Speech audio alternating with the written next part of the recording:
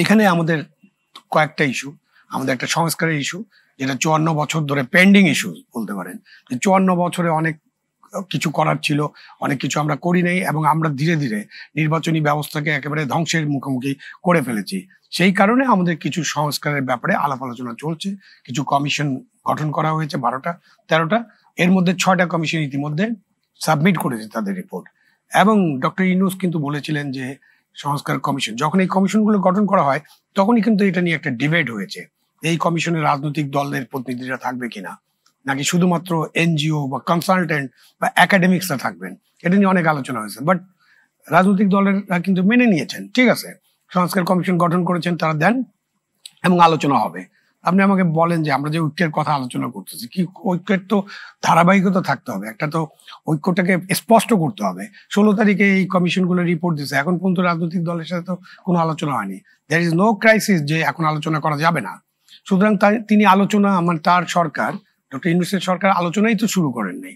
তো ঐক্য মানে হচ্ছে যে আপনি আলাপ আলোচনা করে একটা মিনিমাম গ্রাউন্ড তৈরি করবেন, যে গ্রাউন্ড তৈরি করলে যে উনি যেটা বলেছেন কোট আনকোট অল্প কিছু সংস্কার, এই সংস্কার আমরা এখানে কে কি বুঝি আমি জানি না, আমি বুঝতে পারি না।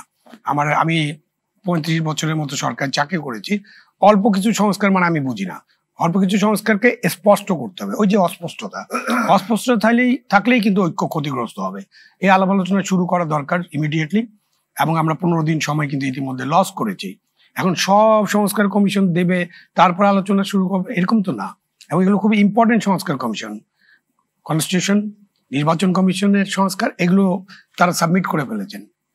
এইটা নিয়ে আলোচনা হলে, আলোচনার মধ্যে দিয়ে যদি আমরা মিনিমাম কমন পয়েন্টসে এগ্রি করি, তাহলে একটা ঐক্যবদ্ধ জিনিস ঘটবে।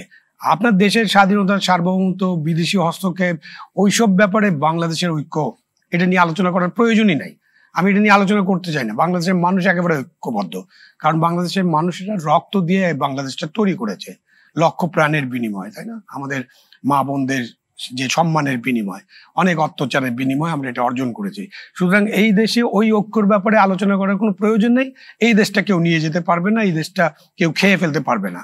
আমাদের যেটা দরকার যে আমরা কেমন সরকার চালাতে চাই, সরকারটা কিভাবে চলবে, সুশাসন কিভাবে নিশ্চিত হবে, দুর্নীতি কিভাবে দূর হবে, এবং মূল বিষয়গুলো হচ্ছে এই নির্বাচনের বাইরে এসে আপনার দ্রব্যমূল্য, আমাদের যে মানুষ আছে লক্ষ লক্ষ লক্ষ কোটি নিরন্ন বঞ্চিত মানুষ, নিম্ন মধ্যবিত্ত এবং সাধারণ তৃণমূল পর্যায়ের মানুষ, যাদের চ্যালেঞ্জ লাইফ লিড করতেছে, যাদের খাবার অভাব, যাদের কাজের অভাব, এবং যাদেরকে আপনি হেল্প করতে হবে এই কল্যাণমুখী রাষ্ট্র গড়ে তোলার জন্য।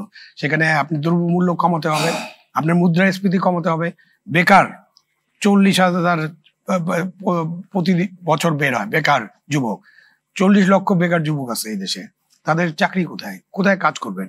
তারা তো রাস্তায় ঘুরতে পারবেন না। সুতরাং আপনাকে চাকরি সুযোগ সৃষ্টি করতে হবে।